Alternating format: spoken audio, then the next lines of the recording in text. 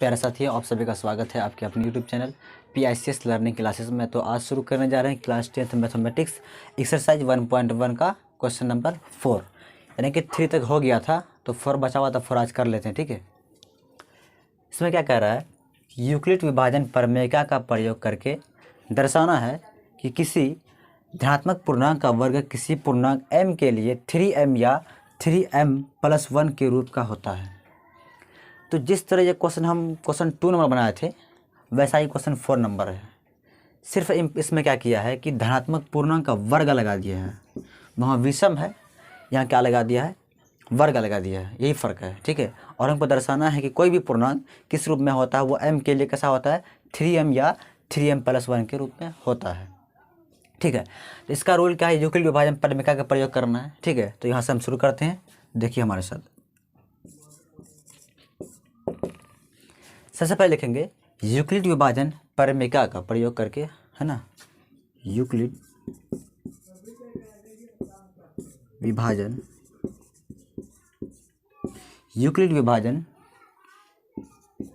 प्रमेय के प्रयोग से। तो हम क्या पढ़े थे, यूक्लिड विभाजन प्रमेय का प्रयोग से एक फार्मूला लिखा था क्या, कि a बराबर BQ+R होता है। बता था ना, a बराबर BQ+R होता है, जहाँ R क्या होता है, R जो होता है क्या होता है, 0 <= R B। यानी जो R जो होता है वो किसके बराबर होता है, 0 के बराबर होता है, 0 से बड़ा होता है लेकिन B से छोटा होता है। ये सबसे पहला वीडियो में हम इसके बारे में डिस्कशन कर लिए थे, है ना, वो एक बार वो वीडियो आप देख लीजिएगा अगर समझ में अगर नहीं आता होगा ये वाला। तो फिर देखिए यहाँ पर इस जगह पे देखिए ये 3m+1 है, क्या है, 3m+1। क्या ये BQ+R के फॉर्मेट में है कि नहीं है, यहाँ BQ है, यहाँ 3m, यानी कि ये 3 क्या है, B है, m क्या है, Q है, +1 क्या है, R है। क्या ये दोनों सेम है कि नहीं है, एक ही रूप में है कि नहीं है। इसका मतलब यहाँ से कह सकते हैं हम B का मान कितना है, 3 है, कितना है, 3। हम मान लेते हैं, माना B बराबर क्या मान लेते हैं, 3, क्या मान लेते हैं, 3। ठीक है, B क्या मान लिए, 3। और ये धनात्मक पूर्णांक का जो वर्ग वाला है, तो धनात्मक पूर्णांक वाला क्या मानेंगे, A, क्या मानेंगे, A पहले ही बताए थे। यहाँ क्या मानेंगे, धनात्मक पूर्णांक का वर्ग बराबर क्या लेंगे, A। यानी कि धनात्मक पूर्णांक का जो वर्ग वो किसको बोला है, A के बारे में बोल रहा है। यानी A कहाँ से, यहाँ से, A बराबर BQ+R। B क्या है, 3 है, और क्या निकालने का रहा है, यानी कि A का जो वर्ग होगा वो किस रूप में होगा, वो 3m या 3m+1 के रूप में होगा। ठीक है, जब हम यहाँ B3 लिए, B क्या ले, 3 लिए, तो यहाँ का R का मान क्या हो जाएगा। तो देखिए R का मान क्या होगा, यहाँ पर देखिए इस जगह पे, तो B के स्थान पे क्या आ जाएगा, 3 आ जाएगा, क्योंकि B का मान हम 3 लिए यहाँ से। तो जहाँ B है वहाँ क्या 3 आ जाएगा। यहाँ लिख सकते हैं 0 <= R <3, है ना। यानी जो R का जो मान होगा वो 0 या 0 से बड़ा होगा लेकिन 3 से क्या होगा, कम होगा, यानी कि छोटा होगा। ठीक है, तो हम R का मान यहाँ क्या हो जाएगा, तो हम लेंगे R बराबर 0, ठीक है, 1 2, इस तरह ले देते हैं, देखिए थोड़ा सा ब्रैकेट में, R बराबर ले सकते हैं 0 1 2, लेकिन 3 हम नहीं ले सकते हैं, 3 नहीं ले सकते, क्योंकि 3 क्या होता है, R से क्या होना चाहिए, 3 क्या होता है, R से छोटा होता है ना। लेकिन यहाँ तो R बड़ा, यहाँ तो 3 बड़ा हो गया ना, लेकिन R का मान क्या होना चाहिए, 0 से बड़ा होना चाहिए, और क्या होना चाहिए, B से क्या होना चाहिए, कम होना चाहिए, यानी कि 3 से कम क्या होगा, 2 भी होगा ना। इसीलिए हम यहाँ पर R का मान 0 1 2 लिए हैं। ठीक है, अब उसके बाद क्या करेंगे, अब R का सबसे पहले एक बार R का मान क्या लेंगे, 0 लेंगे, फिर एक बार R का मान 1 लेंगे, फिर एक बार R का मान 2 लेंगे, और इससे दर्शा करके हम इस रूप में लाएंगे 3m+1 या 3m, ये दोनों में कोई भी रूप आना चाहिए। ठीक है, तो एक बार क्या करते हैं, हम R बराबर 0 लेते हैं, क्या लेते हैं, 0, यहाँ पर मानते हैं, माना सॉरी नंबर 1 में देते हैं, R बराबर 0 हो तो क्या हो, R बराबर क्या हो, 0 हो तो, यानी एक बार 0 लेके करते हैं, चेक करते हैं। ठीक है, देखिए यहाँ A है, A ही रहेगा, ठीक है। बी क्या माने हैं, 3 माने हैं, तो इस तरह से यहाँ ले सकते हैं ए बराबर 3Q प्लस R। कोई दिक्कत, यानी कि जो B3 माने हो B3 यहाँ पर आ गया, कोई दिक्कत है नहीं। अब यहाँ पर देखिए जो चीज़ यहाँ लिखी है वही यहाँ पर लिख रहे हैं, ए बराबर 3Q प्लस R का मान अब क्या लेंगे, 0 लेंगे, क्योंकि R क्या माने हैं 0, R क्या लिए हैं 0 लिए हैं, तो यहाँ पर कर क्या आएगा 0 आएगा, तो ए बराबर क्या हो जाएगा यहाँ पर 3Q हो जाएगा। क्या आ जाएगा, ए बराबर 3Q। लेकिन हमको लाना किस रूप में है, ए बराबर M। एक बार आप लोग का वीडियो देख लो, थोड़ा वीडियो आ रहा है कि नहीं आ रहा साफ साफ, चलिए ठीक है। देखिए यहाँ पर हमको लाना है तो 3M के रूप में या 3M प्लस 1 के रूप में लाना है ना, यही करना है ना। लेकिन यहाँ पर देखिए ये तो 3 क्यों आ गया ना, हमको लाना था 3M या 3M प्लस 1, ये क्यों आ गया है ना। अब यहाँ पर क्या करेंगे, एक काम कर सकते हैं, एक चीज़ और, उससे पहले हमको वर्ग करने बोला है, धनात्मक पूर्णांक का वर्ग है ना, पर धनात्मक पूर्णांक का वर्ग बोला है। इसका मतलब ये दोनों तरफ क्या करेंगे, हम वर्ग करेंगे, वर्ग मतलब स्क्वायर करेंगे, यानी कि ए का स्क्वायर करेंगे और 3Q का क्या करेंगे स्क्वायर करेंगे। पहले ही बोल दिया है वर्ग होना चाहिए ना, इसका वर्ग कर लेते हैं, तो साइड में यहाँ पर कर लेते हैं, दोनों तरफ वर्ग करने पर, ठीक है। जब वर्ग की जगह क्या हो जाएगा, ये हो जाएगा ए स्क्वायर बराबर क्या हो जाएगा 3Q का होल स्क्वायर होगा, तो 3Q का होल स्क्वायर हो जाएगा। अब ये क्या हो जाएगा, ए स्क्वायर बराबर क्या हो जाएगा 3 का स्क्वायर क्या होगा 9 है ना, 9 की स्क्वायर ही रहेगा, कोई दिक्कत। अब देखिए थोड़ा इस जगह पे, यहाँ लाना हमको क्या था, लाना हमको है 3M या 3M प्लस 1, ठीक है। इस तरफ थोड़ा ध्यान देना है। एक चीज़ देखिए यहाँ पर हम 3 का मान ले सकते हैं 9 में, 3 का मान ले सकते हैं ना, इस जगह पे देखिए अब इस जगह कर रहे हैं ना, तो यहाँ क्या हो जाएगा ए स्क्वायर बराबर 3 अगर कॉमन लेंगे तो क्या हो जाएगा 3Q स्क्वायर, क्या हो जाएगा 3Q स्क्वायर। यानी यहाँ पर देखिए हम क्या किए हैं 3 कॉमन ले लिए हैं, तो अगर गुना कीजिए वही आएगा ना, 3 4 9 वही आएगा ना 9Q स्क्वायर। हम 3 बाहर ले लिए, कॉमन ले लिए हैं इस रूप में लाने के लिए या इस रूप में लाने के लिए। अब यहाँ पर देखिए अगर हम 3Q स्क्वायर को क्या मान लें M मान लें, क्या मान लें 3Q स्क्वायर को क्या मान लेते हैं M। जब इसको अगर हम, क्योंकि M इसलिए मानते हैं क्योंकि एक तरह का ये क्या पूर्णांक है, क्या बोला किसी पूर्णांक M के लिए, मतलब कोई भी पूर्णांक हो सकता है M के स्थान पर, ठीक है। इसको क्या मान लेते हैं, इसलिए एक तरह का पूर्णांक है इसलिए इसको क्या मान लेते हैं M मान लेते हैं।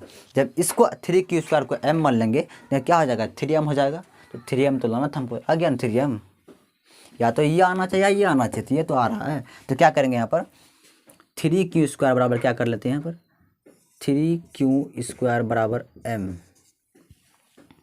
क्या मान लिए M।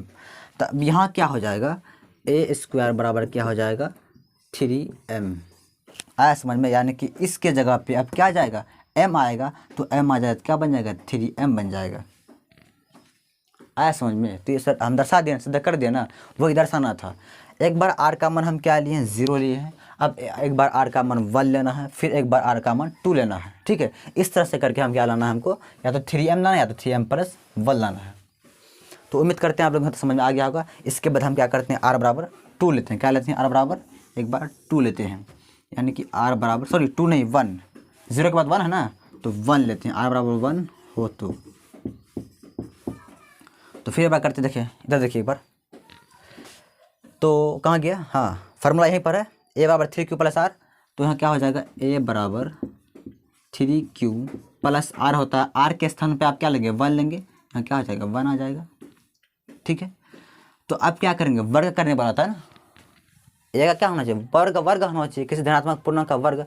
जब वर्ग होगा दोनों तरफ होगा तो वर्ग मतलब क्या स्क्वायर, यानी कि ए स्क्वायर बराबर क्या आ जाएगा यहाँ पर 3Q प्लस 1 का होल स्क्वायर।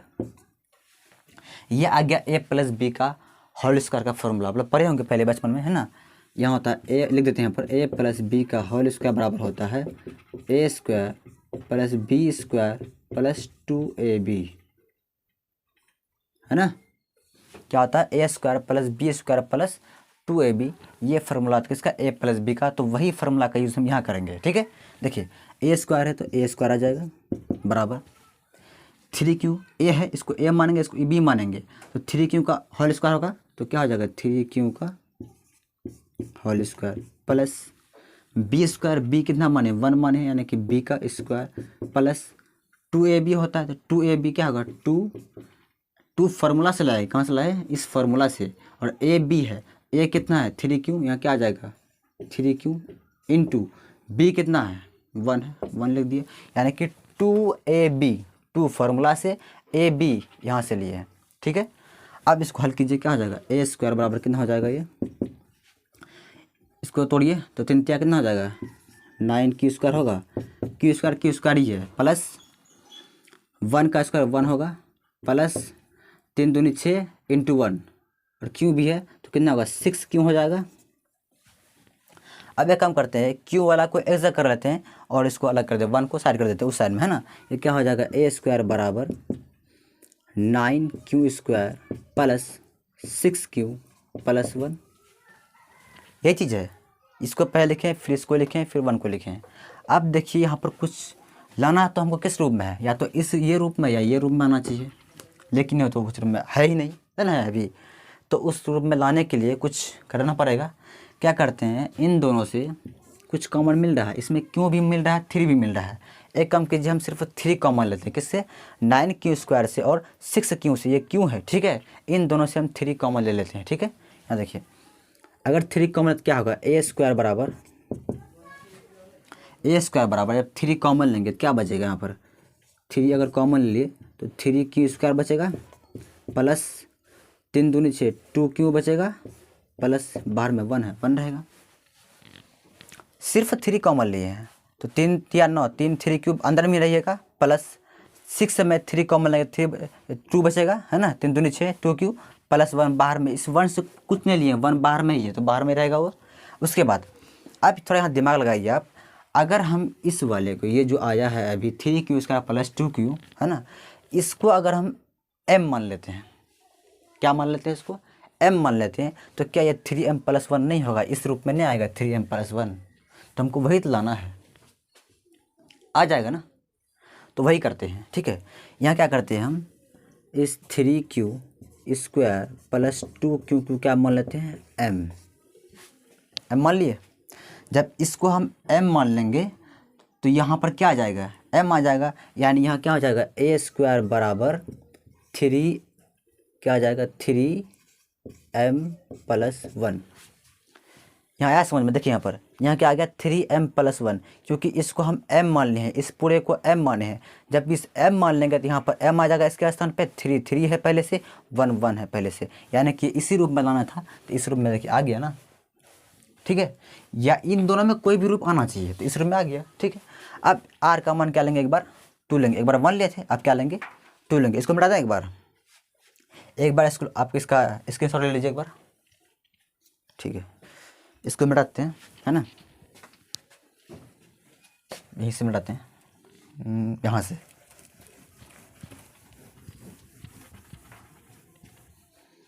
इसको भी मिटा ही देते हैं।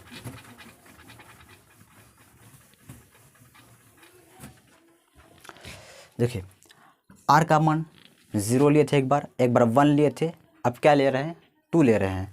r बराबर क्या लेते हैं 2, नंबर 3 केस में r बराबर 2 हो तो ठीक है।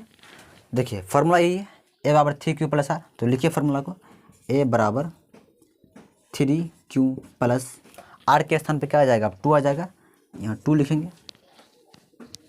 अब क्या बोलता है वर्ग, यानी धनात्मक पूर्णांक का वर्ग, यानी कि वर्ग स्क्वायर करना पड़ेगा, तो स्क्वायर करते हैं, क्या हो जाएगा यहाँ पर a स्क्वायर बराबर 3q प्लस 2 का होल स्क्वायर आएगा, यहाँ पर स्क्वायर आ गया। तो फार्मूला भाई a प्लस बी का होल स्क्वायर, यानी कि a square plus 2b plus B square, formula तो आपको याद है ना। तो यहाँ पर करते हैं, इस जगह पे इसी चीज़ को यहाँ कर रहे हैं। तो a स्क्वायर है, a स्क्वायर ही रहेगा।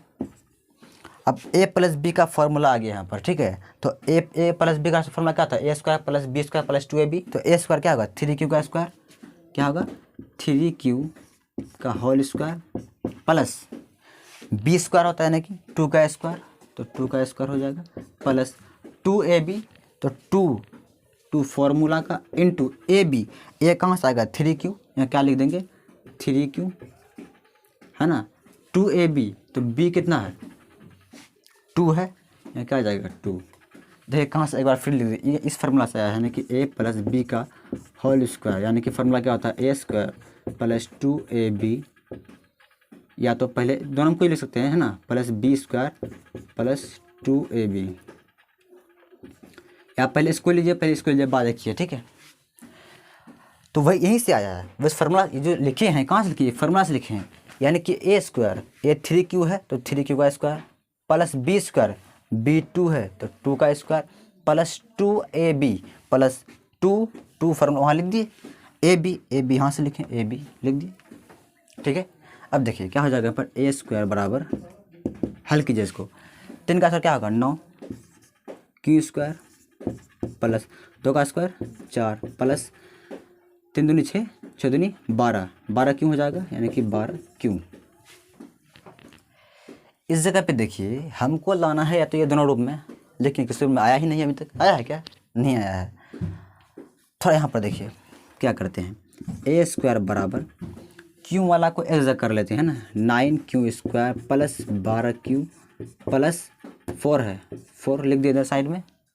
उसके बाद यहाँ देखिए क्या करते हैं, ए स्क्वायर बराबर 9q स्क्वायर प्लस 12q, यहाँ देखिए इस 4 को हम लिख सकते हैं 3 प्लस 1, कोई फ़र्क पड़ेगा नहीं पड़ेगा, 4 को लिख सकते हैं 3 प्लस 1, 3 1 4 होगा ना, है ना।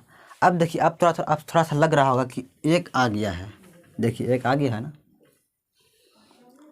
अब एक काम करते हैं, हम इन तीनों से 3 कॉमन लेते हैं, क्या कॉमन लेते हैं 3 कॉमन ले लेते हैं, तो क्या होगा ए स्क्वायर बराबर, जब 3 कॉमन लीजिएगा तो क्या बचेगा पर 3q स्क्वायर बचेगा प्लस 3 चौके 12 यानी कि 4q बचेगा प्लस 1 प्लस 1। देखिए ये 3 कॉमन ले लेते हैं, हम 1 बचेगा ना, सिर्फ 1 लिख दिए, ये बाहर का 1 है, बाहर का 1 बाहर में, इसको इससे कुछ कॉमन नहीं लिए हैं, कॉमन यही तीनों से लिए हैं, ठीक है, इस 1 से कॉमन हम नहीं लिए हैं, ठीक है। तो 3 कॉमन ले लिए।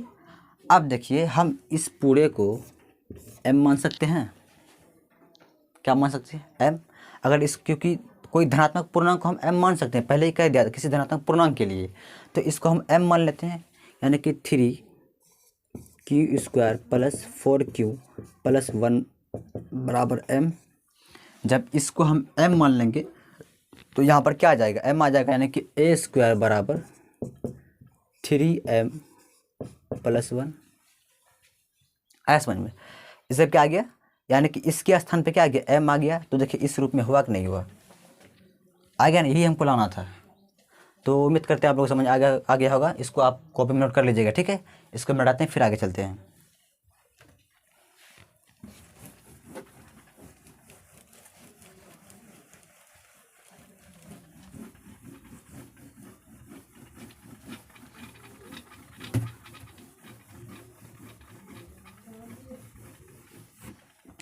ये क्वेश्चन 4 देखिए, सॉरी 4 नहीं 5 क्वेश्चन, ये 5 क्वेश्चन बिल्कुल इसी तरह बनेगा, सिर्फ इसमें क्या है कि धनात्मक पूर्णांक का घन, यहाँ क्या कर दिया है वर्ग सब क्या कर दिया घन, घन मतलब क्या a क्यूब है ना, वो धनात्मक पूर्णांक a मानेंगे, यानी किसी चीज़ का क्यूब, क्यूब क्या बोलते हैं घन ही बोलते हैं ना, तो वही यहाँ पर घन कर दिया है, क्या कर दिया यहाँ पर घन कर दिया। तो उम्मीद करते हैं ये क्वेश्चन आप लोगों से बन जाएगा अपने से, ठीक है।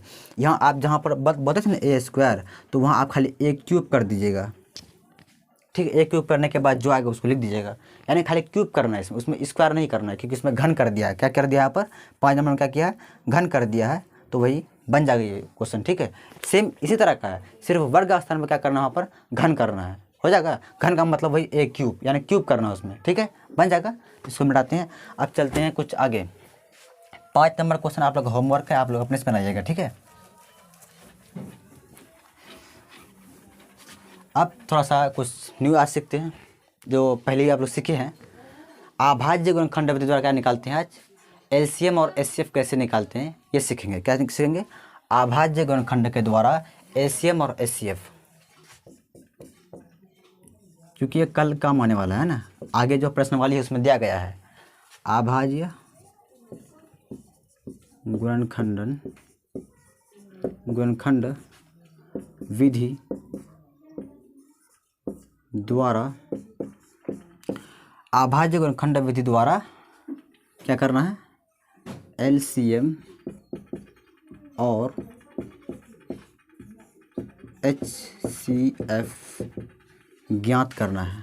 ये क्वेश्चन 4-5 क्लास में आप लोग बनाए होंगे। ज्ञात करें तो किस तरह करेंगे, अभाज्य गुणनखंड विधि द्वारा एलसीएम और एचसीएफ किस तरह ज्ञात करते हैं उसके बारे में आज सीखेंगे। ठीक है, देखिए मान लो एग्जांपल में कोई भी क्वेश्चन दे दी, मान लो 20 दिया हुआ है और क्या दिया हुआ है 25 दिया हुआ है, एक क्वेश्चन हो गया। अब इसको अभाज्य गुणनखंड द्वारा क्या करना है, एलसीएम और एचसीएफ। तो अभाज्य गुणनखंड जानते किस तरह करते हैं, यानी कि 20 का क्या करेंगे, अभाज्य गुणनखंड करेंगे, यानी कि 20 का फैक्टर करेंगे तो क्या हो जाएगा, 2 दही 20, 2 पंचे 10, ठीक है, और 25 का क्या हो जाएगा, यहीं पर कर लीजिए तो ये डायरेक्ट 25 कटेगा ना, 5 पंचे 25, ठीक है। तो 20 का जो गुणनखंड आ गया यहाँ पर लिखिए, क्या सब आया, 20 का 2 आया है, इंटू 2 आया है, इंटू क्या आया 5 आया है। अब 25 का क्या सब आया है, 25 का देखिए क्या है 5 है और क्या 5 है। तुमको इसमें एलसीएम और एचसीएफ निकालना है। तो एचसीएफ कैसे निकालते हैं, कॉमन लेके, क्या लेके, कॉमन। देखिए दोनों में क्या कॉमन मिल रहा है, जो चीज़ कॉमन मिलता है वही क्या होता है, एचसीएफ होता है। जो कॉमन मतलब जो कि दोनों में हो, जो चीज़ दोनों में है। देखिए इस लाइन में और इसमें दोनों में 5 ही ऐसा है जो कि दोनों में है, इसमें 5 है, इसमें भी 5 है, मतलब ये 5 क्या हो जाएगा, एचसीएफ हो जाएगा। क्या हो जाएगा, ये एचसीएफ हो जाएगा। ऐसा समझ में। तो सर अब एलसीएम क्या होगा, तो एलसीएम में देखिए जिसको नहीं घेरे हैं उसको लिख लीजिए, यहाँ लिखिए एलसीएम बराबर, एलसीएम बराबर किसको नहीं घेरे हैं, 2 को नहीं घेरे हैं, तो 2 गुना अभी ये 5 छोड़ दीजिए अभी, ठीक है। अभी ये जब 5 नहीं घेरे हैं, ये 5 को लिख लीजिए 5। अब जो घेरे हैं जो मतलब दोनों को, है ना, तो उन दोनों में से कोई एक ही 5 लेना है। क्या करना है, कोई एक ही 5 लेना है। तो मान एक तो 5 ले लेते हैं, गुना 5, इसे गुना कर लीजिए, यही हो गया एलसीएम। एलसीएम बराबर कितना हो जाएगा, ये 2 दूनी 4, 4 पंचे 20, 20 पंचे 100, है ना, 2 दूनी 4, 4 पंचे 20, 20 पंचे 100 हो गया। ये यही हुआ एलसीएम और एचसीएफ। इसी तरह निकालते हैं, यानी कि सबसे पहले उसका गुणनखंड करेंगे, अभाज्य गुणनखंड करेंगे, अभाज्य गुणनखंड करने के बाद उसका जो गुणनफल जो आया है उसको यहाँ पर लिखेंगे। तो 20 का क्या सब आया, 2 2 5, 2 2 5 लिख दिए। फिर 25 का क्या सब आया, 5 5 आया है, तो 5 5 लिख दिए। अब दोनों में जो कॉमन मिलेगा वही होता है एचसीएफ। दोनों में कॉमन 5 मिला है तो 5 क्या हो गया, एचसीएफ होगा। और जो कॉमन नहीं मिलता उसको यहाँ पर लिख लीजिए, 2 2 कॉमन नहीं मिला था, 2 2 लिख लिए। फिर एक 5 बच गया था, 5 लिख दिए। अब जो कॉमन मिलता है कोई एक ही लिखेंगे, तो कॉमन में एक ही 5 लिख दिए, उसके बाद गुना कर दिए, ये हो गया एलसीएम। आ गया समझ में। तो आज यहीं तक रखते हैं, फिर कल इससे आगे पढ़ेंगे, ठीक है। आप इसका रिवाइज कर लीजिएगा और इस वीडियो को शेयर कर लीजिएगा और सब्सक्राइब जरूर कर लीजिएगा।